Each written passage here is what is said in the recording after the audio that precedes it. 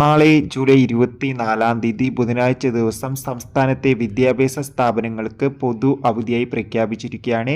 വരും ദിവസങ്ങളിൽ മഴയുടെ ശക്തി കൂടുമെന്നും കാലാവസ്ഥാ നിരീക്ഷണ കേന്ദ്രം അതിൻ്റെ ഏറ്റവും പുതിയ അപ്ഡേഷനാണ് ഇന്നൊരു വീഡിയോ ഭാഗത്തെ. വീഡിയോയിൽ മുൻപ് വീഡിയോ ലൈക്ക് ചെയ്യുക, ചാനൽ സബ്സ്ക്രൈബ് ചെയ്യാൻ വേണ്ടി ശ്രമിക്കുക.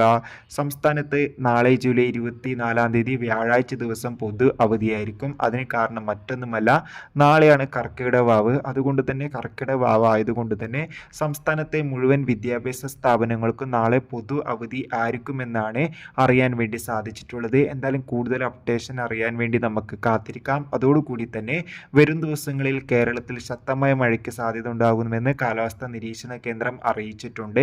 കണ്ണൂർ, കാസർഗോഡ് ജില്ലകളിൽ മഴയുടെ ശക്തി കൂടുമെന്നാണ് അറിയാൻ വേണ്ടി സാധിച്ചിട്ടുള്ളത്.